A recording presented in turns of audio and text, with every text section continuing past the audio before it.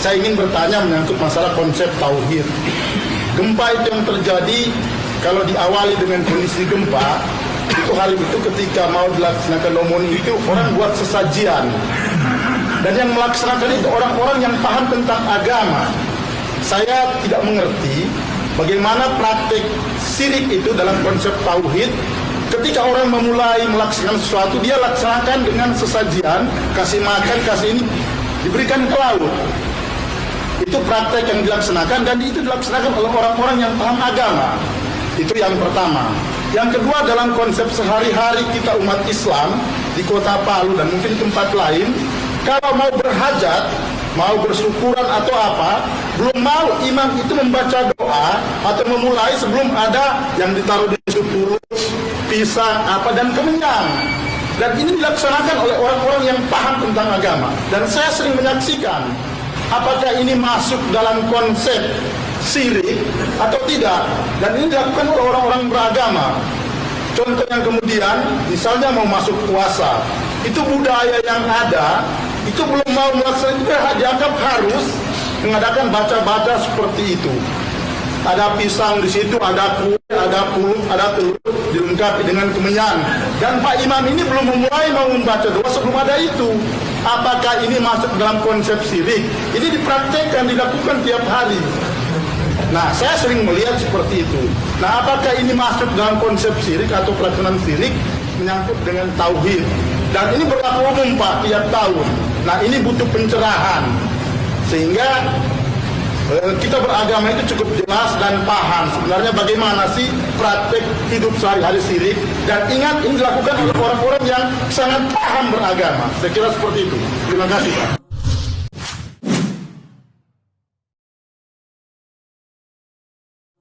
Baik, ya Masya Allah ya pertanyaannya.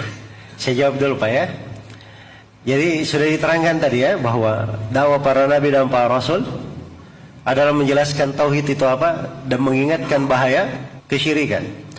Perintah yang paling pertama dalam Al-Quran, perintah bertauhid. Kalau ada kata perintah pertama dalam Al-Quran adalah perintah apa? Bertauhid.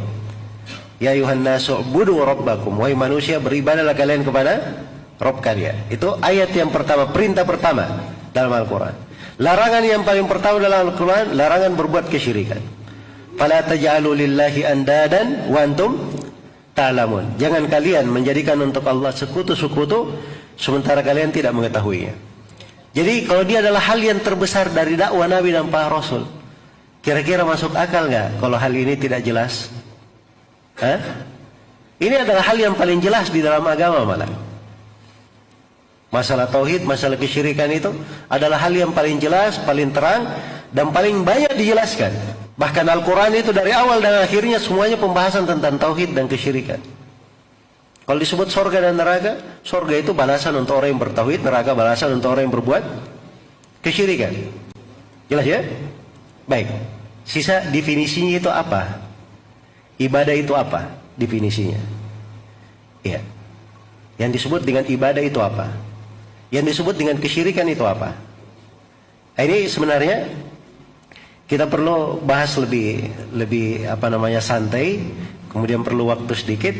Tapi tidak apa-apa, saya berikan di sini definisi ringkas untuk tauhid. Untuk apa yang disebut ibadah dulu ya. Ibadah itu adalah ismun jami' likulli ma yuhibbuhu Allah wa yarda minal aqwali wal a'mali adh-dhahir wal batinah. Yang namanya ibadah itu penamaan universal yang mencakup segala hal. Segala hal apa saja? Apakah itu ucapan maupun perbuatan, yang zahir maupun yang batin, segala hal yang Allah cintai dan Allah ridhai. Itu namanya ibadah. Jadi kalau Allah perintah doa, berarti doa adalah apa? Ibadah. Karena suatu itu tidak mungkin diperintah kalau Allah tidak mencintainya. Kan begitu. Kalau Allah puji hal tersebut, itu berarti ibadah.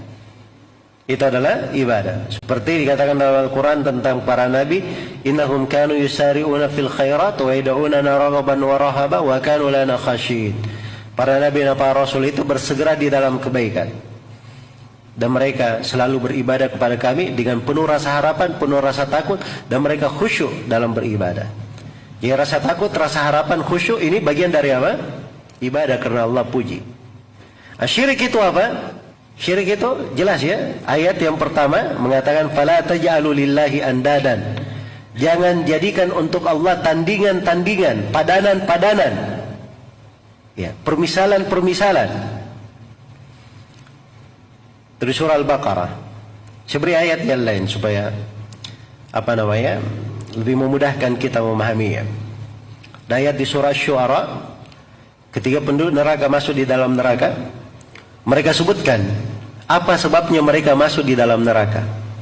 Itnusawwikum birabbil alamin. Ini di konteks perdebatan.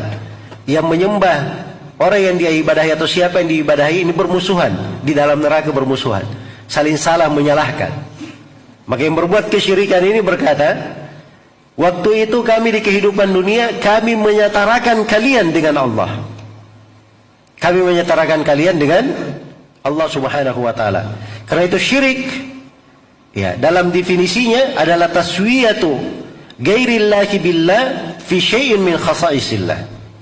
Kesyirikan itu adalah menyetarakan selain Allah dengan Allah pada hal-hal yang merupakan kekhususan Allah. Hal yang merupakan hak khusus bagi Allah, Allah disetarakan dengan selain Allah di situ, maka itu namanya apa? Kesyirikan. Baik, sekarang saya tanya, doa. Berdoa ini kekhususan atau bukan bagi Allah? Berdoa, meminta hajat, ini kekhususan bagi siapa? Bagi Allah.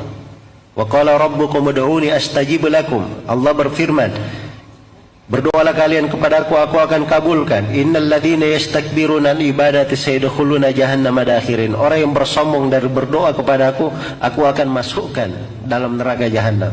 Berarti ini khusus bagi Allah atau tidak? Khusus bagi Allah. Kalau ada yang berdoa kepada selain Allah, itu namanya apa? Itu namanya kesyirikan. Menyembelih untuk selain Allah. Menyembelih untuk selain Allah. Syirik atau bukan? Kesyirikan. Kenapa? Sebab menyembelih itu hanya untuk Allah saja. Qul inna salati wa nusuki wa mahyaya wa mamati lillahi rabbil alamin. Katakanlah, sungguhnya salatku dan nusukku. Nusuk ini bahasa yang paling tegasnya, dan ini ucapan kebanyakan ahli tafsir, adalah sembelihanku. Ya.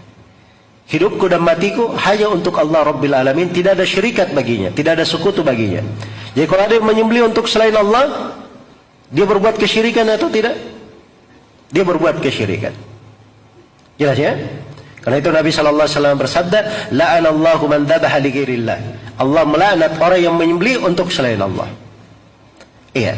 Bernadar. Bernadar ini ibadah atau bukan? Ibadah. Karena Allah Subhanahu wa taala puji nadar ini, orang yang menunaikan nadarnya, yufuna bin nadri. Orang-orang yang beriman itu yang dipuji, mereka menunaikan nadar-nadarnya. Berarti dia ibadah. Kalau ada yang bernadar kepada selain Allah, dia bernadar ke kuburan atau bernadar ke laut atau ke tempat-tempat yang dikeramatkan, ini boleh atau tidak? Ini adalah kesyirikan. Jelas ya? Baik. Jadi itu ukuran kesyirikan. Ukuran dari kesyirikan. Ya, sekarang kita masuk ke dalam, secara ringkas ya, kita masuk ke dalam pembahasan memberikan sesajian. Ya. Makanan-makanan. Ya. Yang dilemparkan misalnya atau diberikan misalnya ke laut. Dia kalau dalam bentuk sembelihan, kita sudah bahas ya tentang menyembelih untuk selain Allah. Kalau dia dalam bentuk makanan, ini bentuk makanan ini ketika dia melakukan hal tersebut dengan maksud apa? Dia melakukannya dengan menolak bala, ingin menolak bala. Kalau dengan maksud ingin menolak bala, siapa yang bisa menolak bala? Hanya Allah. Berarti memohon menolak bala kepada selain Allah, itu jelas masuk di dalam syirik akbar. Iya. Baik. Tidak mungkin ya ada orang yang membuang sesajian itu maksudnya, kenapa? Ya enggak, saya cuma mau buang-buang saja. Itu tidak mungkin, ada maksud cuma buang-buang saja. Maka orang itu dilihat pada maksudnya. Niatnya ini, maksudnya, niat seseorang itu kadang membedakan kedudukannya. Kadang bisa menyebabkan dia masuk surga karena niatnya, bisa masuk neraka karena niatnya. Iya. Pernah tahu ada orang yang masuk surga karena lalat, masuk neraka kena lalat. Bedanya tipis. Ya, bedanya tipis dalam masalah apa? Masalah niat, dan mereka tidak mau menyembelih untuk selain Allah Subhanahu wa taala. Baik, itu definisi ya. Jadi kalau kita masuk di dalam rincian, banyak rinciannya. Kemudian yang kedua yang perlu saya terangkan, bahwa syirik itu terbagi dua. Ada syirik akbar. Syirik akbar ini yang mengeluarkan dari keislaman. Dan ada syirik asgar. Syirik asgar ini syirik tidak mengeluarkan dari keislaman. Kalau syirik asgar itu, tadi yang saya sebutkan beberapa contoh, itu contoh-contoh syirik akbar ya. Kalau syirik-syirik asgar itu, dia itu terkait dengan mempersekutukan Allah dalam lafaz. Misalnya dia bersumpah dengan selain nama Allah. Iya. Atau dia menyandarkan sesuatu sebab kepada selain Allah. Jelas ya? Sama seperti misalnya kalau ada orang yang makan makanan, ya, ya makanan dibaca-baca ya kalau di ininya. Nah ini kalau di kalimat dibaca-baca ini, itu dilihat pada maksudnya apa, tujuannya untuk hal itu. Dia jadikan sebagai sebab apa? Kalau dia misalnya sebagai suatu sebab, karena ini acara tertentu, kita buat makanan, kita baca-bacai, dijadikan sebagai sebab, ini namanya membuat sebab yang tidak disyariatkan. Dia itu masuknya bisa dihitung ke syirik asgar, dan bisa dihitung ke dalam penyelisihan saja. Hal yang tidak disyariatkan. Iya. Masuk ke dalam hal yang tidak disyariatkan. Baik. Jadi ini secara umum ya, dan ini sekali lagi perlu untuk mungkin perlu dirinci dari pembahasan-pembahasannya. Tapi apa yang ditanyakan oleh Bapak tadi, yang menunjukkan adanya semangat kebaikan, dan ini memang hal yang sangat penting di dalam kehidupan. Ya pokoknya seorang muslim itu pada segala hal yang hak Allah di situ dikaburkan, jangan dia dekat-dekat ke dalamnya. Karena hak Allah itu yang harus dia yang paling dia jaga. Hal yang paling dia jaga.